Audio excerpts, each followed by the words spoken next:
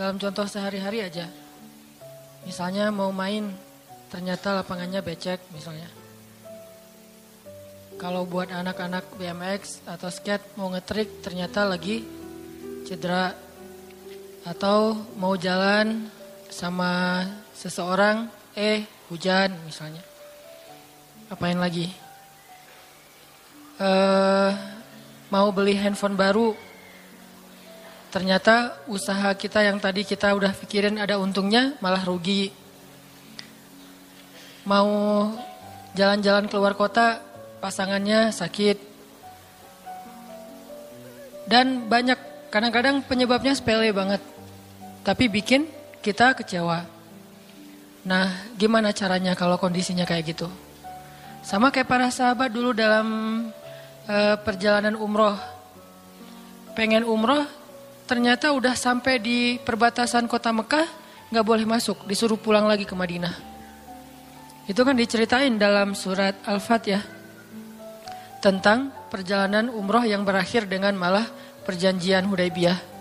Niatnya pengen umroh, tapi endingnya perjanjian. Yang isi perjanjiannya, poin-poinnya kayaknya ngerugiin umat Islam banget. Tapi kan Allah punya rencana, dan rencana Allah pasti yang terbaik daripada rencana kita. Masalahnya gimana kita bisa ridho, bisa rela kalau kondisi itu terjadi dalam hidup kita. Kita sih yakin, ini adalah qadarullah, keinginan Allah. Tapi bikin kita yakin itu jadi berbuah, yakin itu kan kayak pohon ya. Iman itu adalah pohon. Gimana biar pohon ini berbuah? Salah satu buahnya itu adalah sifat ridho, sifat nerima. Sehingga dengan sifat ridho itu akhirnya kita punya kebaikan. Kebaikannya jadi bisa survive, tenang hadapi masalah, sabar dan seterusnya. Nah, gimana caranya? Setelah kita dapat sesuatu, kita yakin kepada Allah, terus jadi ridho. Nah, ini belajar matematikanya Allah Subhanahu wa Ta'ala. Dan itulah yang terjadi dalam perjanjian Hudaybiyah, terjadi kepada Siti Maryam yang tadi dibacain suratnya. Maryam gak pengen punya anak tanpa suami. Kalaupun harus punya anak, nikah dulu. Tapi Allah punya rencana lain. Rencana manusia punya anak setelah nikah. Lagian Maryam lagi belum siap menikah nih. Belum ada cowok yang pantas buat Maryam. Justru karena itulah Allah beri dia anak tanpa laki-laki, tanpa suami. Kenapa? Gak ada suami yang pantas buat Maryam. Mungkin satu-satunya lelaki yang pantas buat Maryam cuma Nabi Muhammad. Tapi kan beda zaman. Masa Maryam harus nunggu Nabi Muhammad 300 tahun lagi kan ya? Nah, ternyata karena gak ada yang pantas buat dia, akhirnya dia punya anak tanpa harus melalui seorang suami. Mungkin kita terlalu soleh sehingga gak ada yang pantas buat kita. Pantasnya cuma bidadari, ya udah di akhirat nikahnya. Husnuzannya mah ya. Mungkin di atas nih gak ada yang pantas jadi imamnya. Soalnya terlalu solehah. Jadi imam juga kayak ragu gitu. Aduh, ngimamin dia, hafalannya udah luar biasa. Bacaannya lebih bagus, guru tahsin lah gitu. Saya baru belajar pratahsin. Masa mau jadi imam seorang cewek yang guru tahsin? Karena dia terlalu keren, akhirnya gak ada yang pantas buat dia nih. Maryam kayak gitu banget. Karena terlalu keren, terlalu soleh, sampai ulama aja ragu, Maryam ini nabi atau bukan gitu. Sehingga ada dua pendapat ulama, sebagian bilang Maryam bukan nabi, orang soleh. Tapi ada ulama yang bilang Maryam itu emang nabi, satu-satunya nabi dari cewek. 1 dari 4 perempuan yang sempurna. Dan di antara 4 itu kayaknya menurut sebagian ulama Maryam nomor 1 tuh. Walaupun secara usia Asia, Maryam, Khadijah, Fatimah. Tapi Maryam itu paling keren lah. Tiba-tiba hamil, datang cowok keren, baju putih, jubah putih, auranya tuh luar biasa. Pokoknya cowok paling keren aja. Sampai Maryam kaget dan berta'awuz.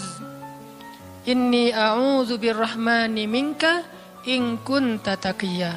Aku berlindung kepada Allah dari kamu. Ketemu cowok keren malah berlindung, bukan bersyukur. Coba. Duh, keren banget ya. Astagfirullah, auzubillah, gitu kan ya. Nih Maryam nih. Duh, ceweknya keren banget. Udah lama ngelihat baru auzubillah, enggak. Dari awal auzubillah. Kenapa? Ada pasangan di sebelah gitu. Ada istrinya. Nah, Maryam langsung ta'awuz, inni a'udzu birrahman minka in kunta taqiyya. Kata Jibril, cowok keren itu ternyata namanya Gabriel. Kata Gabriel, innama ana rasulu rabbik li'ahaba laki gulaman zakiya.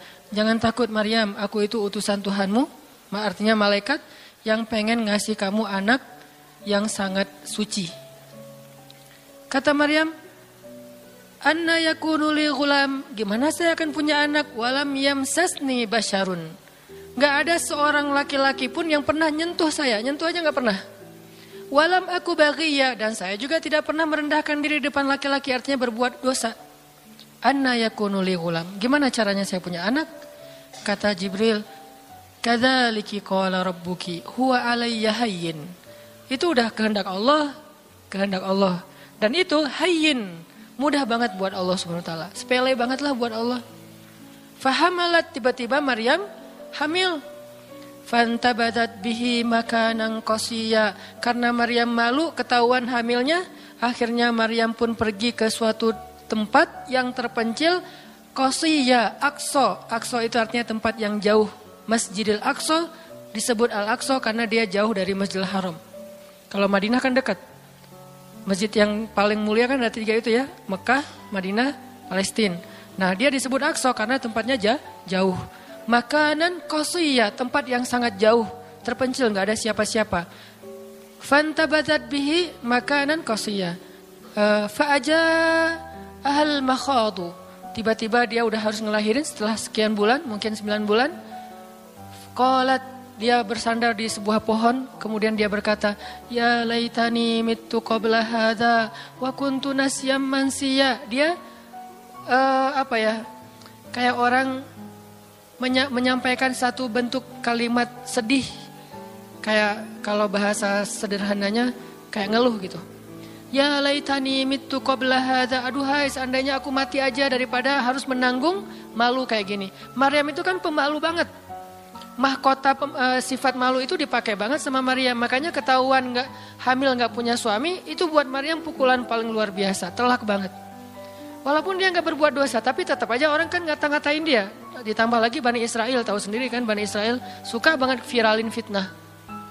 Ada apa? Viral langsung di Bani Israel teh. Maryam hamil di luar nikah, viral. Semua orang ngomongin mana Maryam.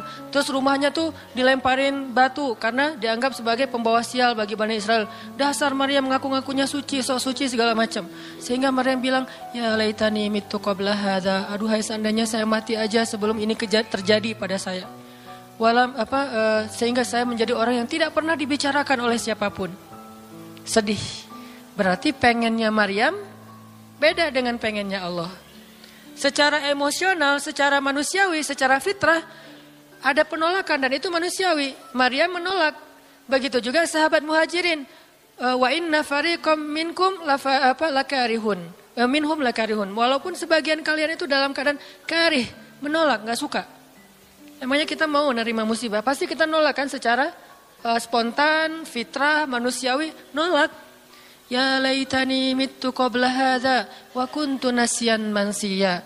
Aduhai seandainya aku mati aja sebelum kejadian ini terjadi padaku, sehingga enggak ada orang yang ngomongin tentang aku. Jadi enggak ada trending topik tentang Maryam waktu itu. Dia berharap kayak gitu. Semua berita buka channel mana aja Maryam. Asal buka Instagram yang muncul duluan di home tuh Maryam. Viral banget, semua orang ngomongin Maryam. Sehingga Maryam bayangin, semua orang ngomongin kita se-Indonesia. Karena emang sebelumnya kan Maryam memang selebgram banget kan. Semua orang pengen nge-following Maryam. Jangankan yang cewek-cewek, yang cowok juga pengen nge-following Maryam. Cuman gak ada yang pantas. Semuanya kagum sama Maryam, respect. Tiba-tiba berubah. Kalau gak naik, jatuh kan gak berasa nih. Kita gak naik, jatuh. Paling keseleo dikit. Tapi kalau naiknya udah terlalu tinggi, jatuh kan lebih sakit nih. Maryam tuh naiknya udah terlalu tinggi. Saking tingginya sampai Nabi menyebut dia satu di antara 4 yang sempurna di muka bumi. Gak ada perempuan yang sempurna kecuali 4 itu. Itu benar-benar dipuja-puja tuh Maryam. Pengen punya anak nanti namanya Maryam.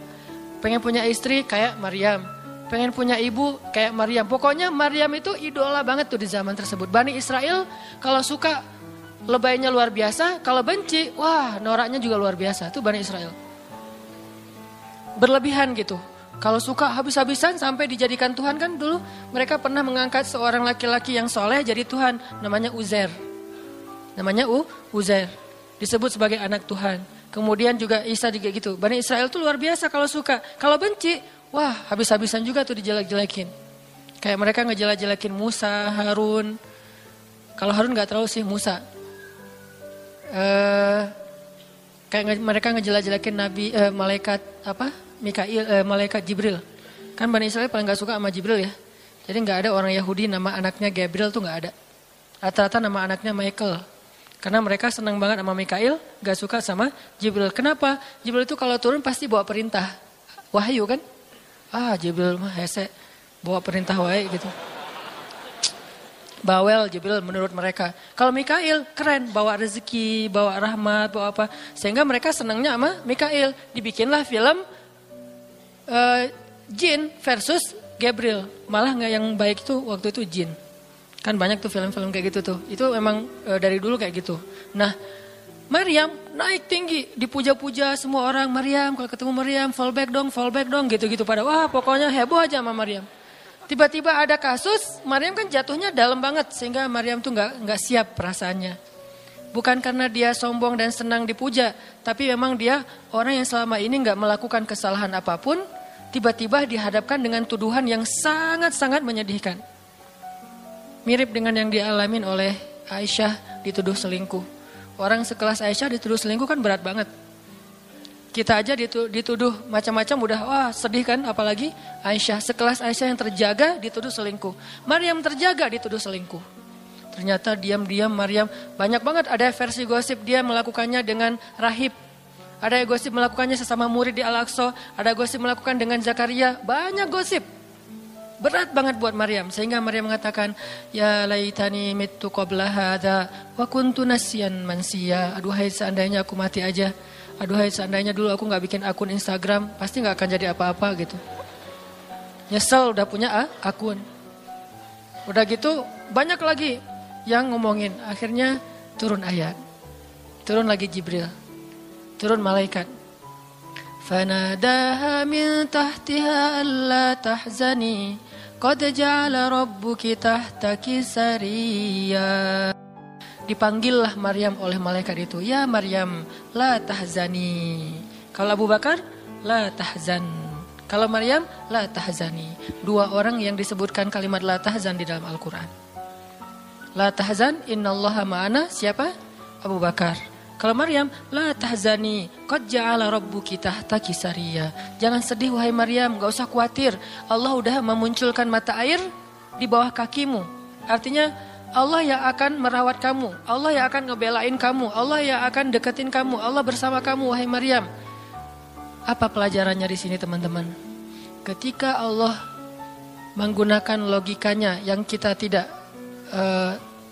bayangkan, yang awalnya kita tolak, itu artinya Allah sedang memberikan kita kesempatan hanya akan ditolong oleh Allah saja, tidak oleh makhluk.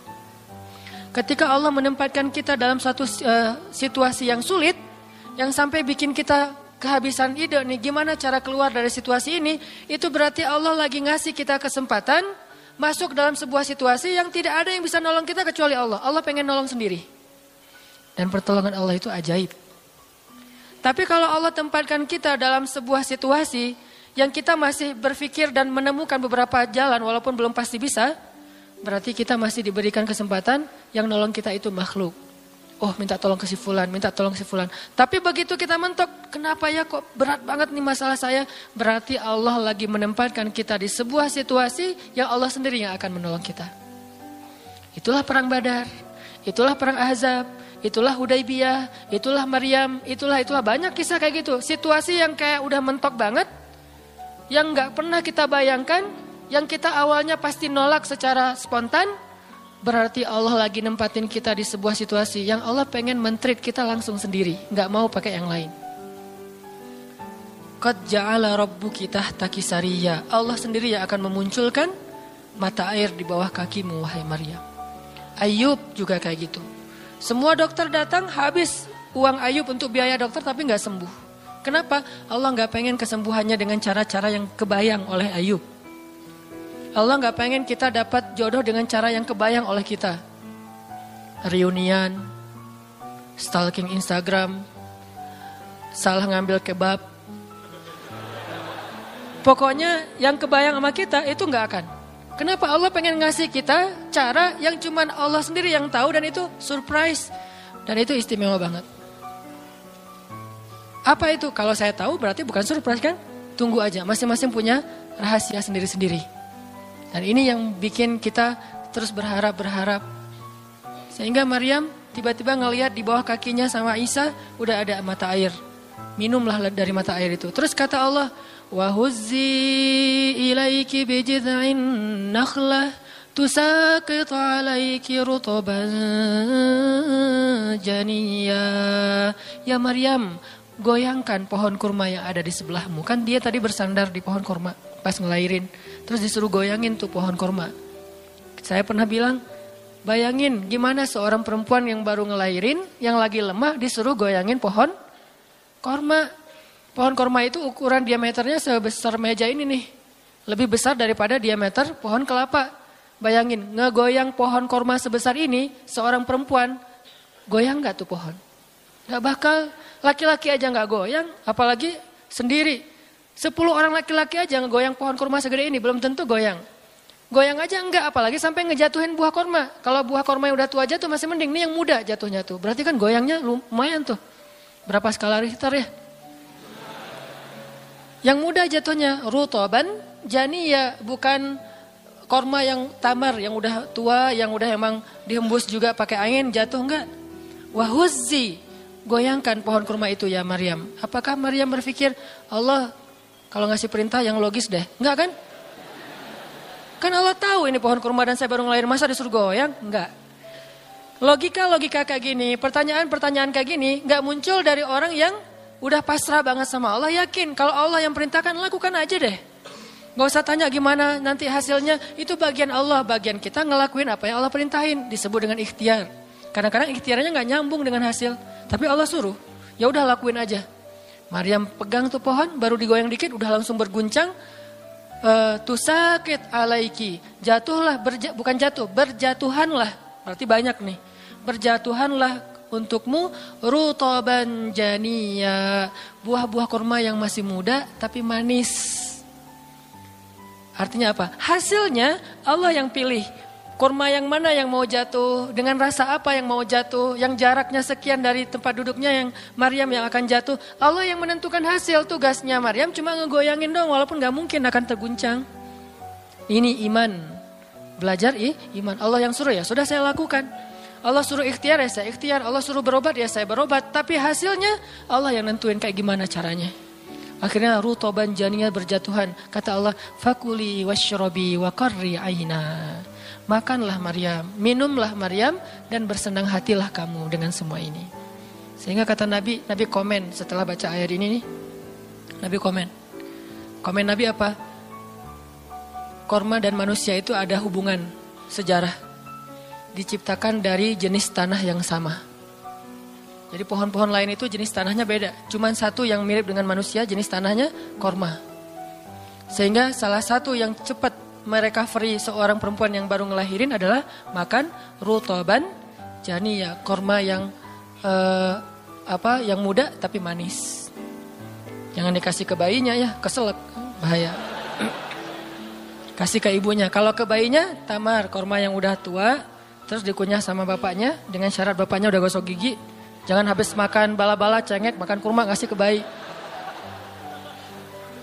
Kasih ke bayi yang tua, kasih ke ibunya yang muda, dan itu cepat merecovery seorang perempuan. Kata Nabi di situ ada obat dari penyakit. Intinya teman-teman, kayak gitu ternyata cara Allah. Ini logika Allah nih.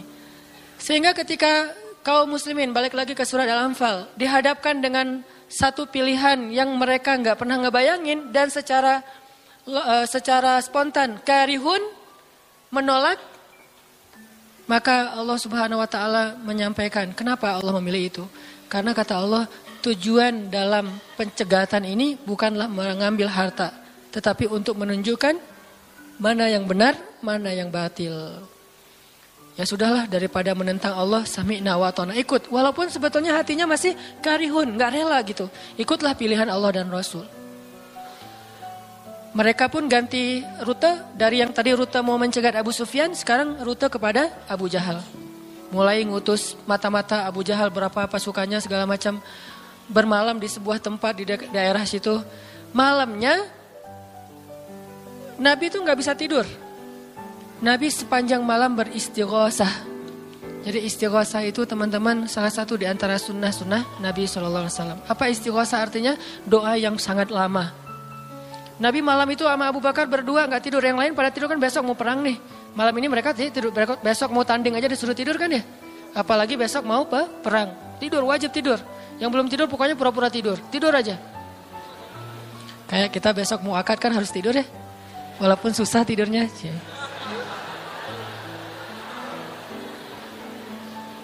Pokoknya kalau mau akad gak bisa tidur teman-teman. Ngapain? Ngafal aja, saya terima kok.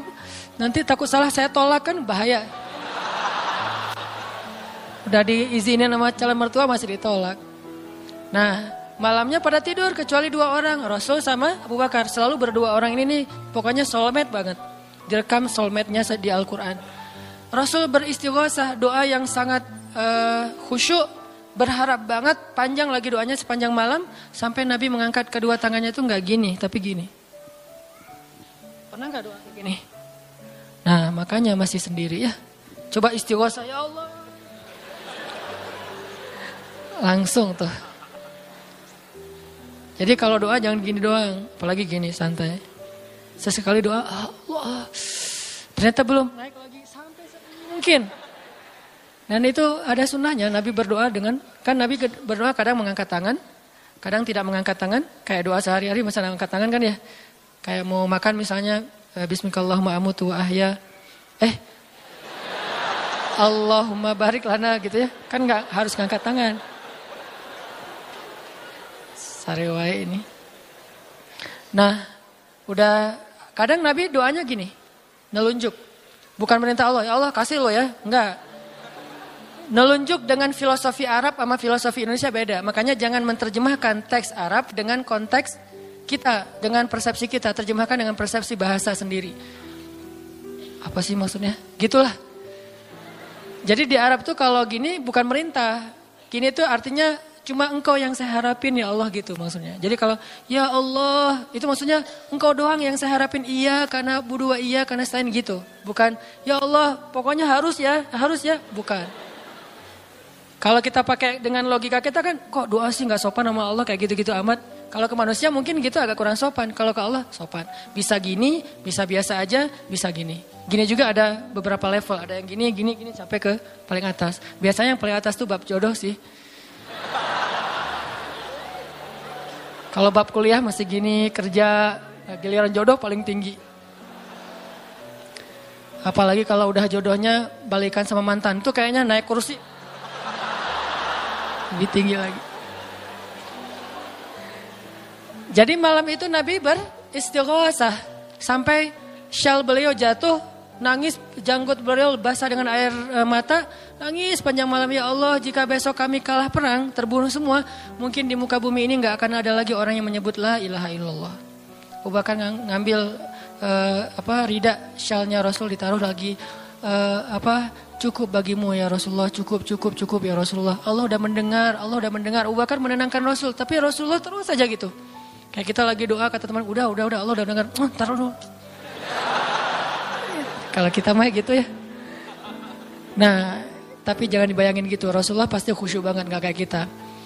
Udah selesai berdoa, pagi-pagi sahabat riuh. Innalillah gitu. Kalau kita kan innalillah pasti ada yang meninggal ya. Siapa yang meninggal? Enggak, innalillah itu musibah, enggak harus selalu orang meninggal. Ya Rasulullah maafkan kami. Kenapa? Ternyata sebagian para sahabat malam itu digoda oleh syaitan sehingga semua pada mimpi basah, maaf. Tapi kayak gitu emang sejarahnya. Bukan semua, sebagian besarnya mimpi basah. Sehingga pas bangun mereka dalam keadaan junub, kotor, tidak suci, tapi enggak ada air. Untuk wudhu aja kurang, apalagi untuk mandi. Dan mandi junub kan harus semuanya. Sedangkan besok mereka mau berperang melawan musuh dalam keadaan tidak suci. Ini kayak pertanda buruk gitu. Dan mereka merasa mentalnya makin drop. Tiba-tiba Allah beri ketenangan buat mereka. Turun air hujan. Malam itu hujan turun. Hujannya hujan lokal lagi. Camp kaum muslimin hujan. Camp orang kafir enggak? Hujan. Nyebrang-nyebrang. Hujan enggak. Yang mainnya di Indonesia gitu. Di camp kaum muslimin hujan, di campnya orang kafir enggak hujan. Akhirnya pada mandi, alhamdulillah, Allah Akbar. Itu nanti ada ayatnya setelah itu, coba nanti baca lagi halaman kedua. Ketika ada adegan hujan segala macam, itu ceritanya kayak gitu. Akhirnya makin mantap, alhamdulillah bisa mandi, wudhu, minum. Baru mereka yakin bahwa ini adalah benar-benar perintah Allah. Nah hidup kita tuh kalau kita ngejalanin hal-hal kayak gini, kita bakalan kayak lagi jalan bareng Allah. Sehingga nanti kita akan banyak ngelihat keajaiban-keajaiban Allah. Kalau kita nggak pernah masuk dalam situasi ini, kita tuh kenal Allah cuma dari kata orang, nggak pernah jalan bareng. Kita kayak kenal seseorang, tapi kata teman kita, cuma lihat postingannya doang, tapi nggak pernah jalan bareng, jadi nggak kenal dekat gitu, dan nggak akan dapat feel. Begitu juga kita kenal Allah. Kalau kita kenal Allah hanya dalam situasi normal, wajar, nyaman, berarti kita kenal Allahnya cuma dari katanya, cenah. Nggak pernah ngalamin sendiri. Begitu kita dihadapkan dengan situasi kayak gini, berarti kita lagi diajak Allah jalan bareng. Yuk jalan bareng saya, siap ya Allah. Banyak kejutan-kejutan, banyak yang bikin kita kaget. Kenapa? Karena kita jalannya dengan zat yang maha kuasa. Dia akan tunjukin kekuasaan-kekuasaannya. Dan kekuasaan Allah yang paling luar biasa ditunjukin justru dalam kesulitan. Kalau dalam normal nggak luar biasa namanya. Kayak kita sama teman kita, dia ngasih kita hadiah atau pinjam duit 100.000 pas kita lagi awal bulan, kan biasa aja ya.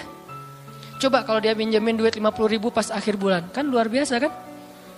Jadi makin kita sulit, Allah tunjukin kekuasaannya, di situ kita makin lihat gimana kita tuh bergantung banget sama Allah.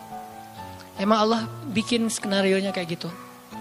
Sehingga kalau kita teman-teman dihadapkan atau dikondisikan sama Allah dalam suatu keadaan yang kita nggak siap, yang kita nolak, yang kita berontak, tapi di sisi yang lain kita yakin ini ketentuan Allah, belajar meyakini, oh Allah lagi ngajak saya jalan nih.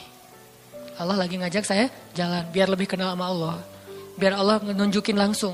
Satu, kedua, niatin juga, oh Allah pengen memperlakukan saya khusus, nggak mau pakai yang lain, berdua aja biar Allah yang menolong saya. Karena udah nggak bisa ngarap siapa-siapa.